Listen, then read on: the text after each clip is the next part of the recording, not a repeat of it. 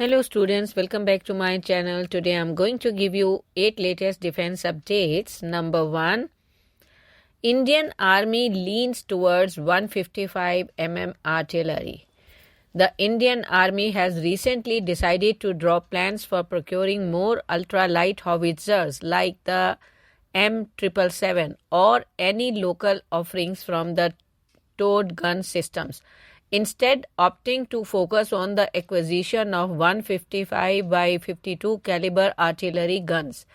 This strategic shift stems from several factors, including the Army's evolving requirements for firepower and the operational advantages offered by the larger 155/52 caliber guns over the smaller 155/39 caliber systems. The 155/52 caliber guns are increasingly seen as the preferred choice for the Indian Army's artillery modernization. These guns, capable of firing extended range ammunition, have significant advantages over smaller caliber systems such as the 155/39 caliber guns, which are typically used for shorter range engagements. Next, RFI issued for software defined radios for TVC.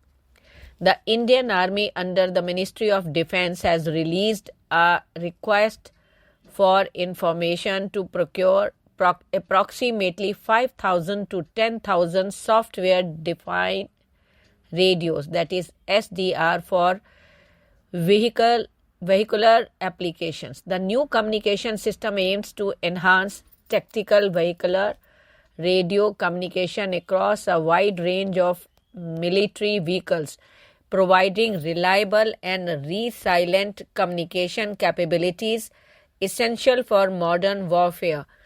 These SDRs will play a vital role in equipping the Indian Army's vehicular fleet, from heavily armored tankers to light utility vehicles, with advanced adaptable communication tools.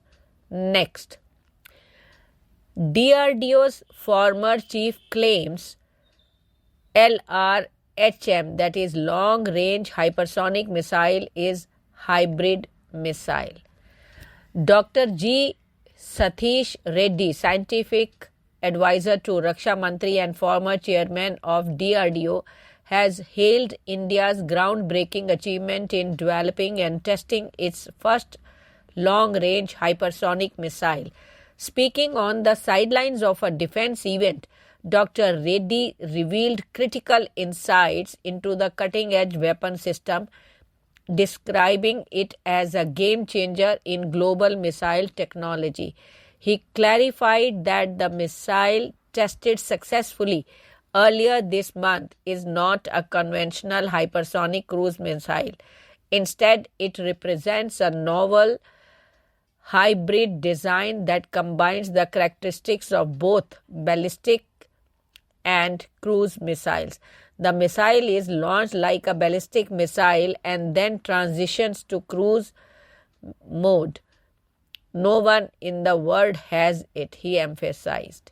Next, why Embraer should be India's partner in the RTA-90 program.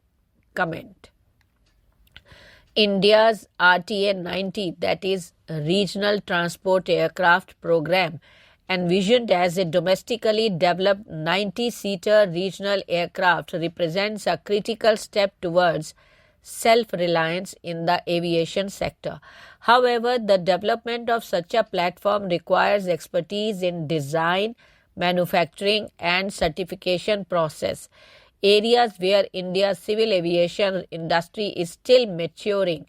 In this context, partnership with Embraer, a global leader in regional aviation, could be a game changer for the RTA-90 program.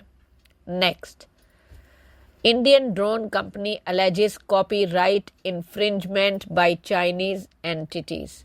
In a significant development highlighting the challenges of intellectual property rights protection, Chennai-based Zupa Geo-Navigation Technology has accused Chinese firms of infringing upon its autopilot technology.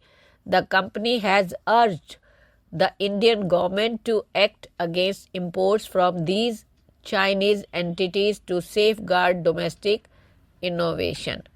Next, Army using civil helicopters for high altitude logistics support. For the first time in its history, the Indian Army has integrated civil helicopters with its into his logistics framework to bolster troop support, cargo delivery, and casualty evacuation in remote and inaccessible regions. This strategic partnership with Himalayan Heli Services marks a transformative shift in how the Indian Army sustains operation in challenging terrains, particularly in the harsh winter months. As per the Army resources, the contract focuses on providing helicopter support to maintain winter cutoff posts along India's northern and western borders. Next, faulty LREO unit sent back to Israel by ADE. The Aeronautical Development Establishment, a premier research and development laboratory under DRDO, has recently sent back a defective long-range electro-optic system, that is LREO, the IAI Tamam, to its Israeli manufacturer.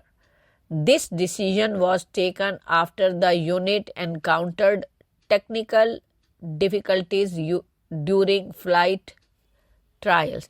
Now, the LREO system is a critical component of various UAV platforms, providing essential intelligence, surveillance, and reconnaissance capabilities.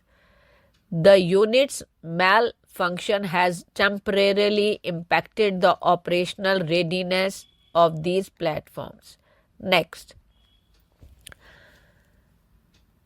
India-UK Defence Ministries agree to cooperate on designing electric propulsion system EPS for Indian Navy.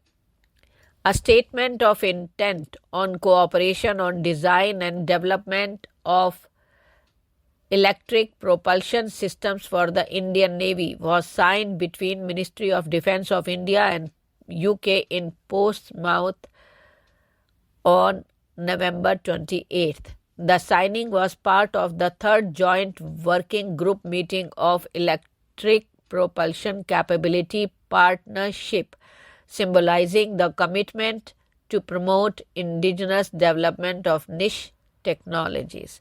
Thank you.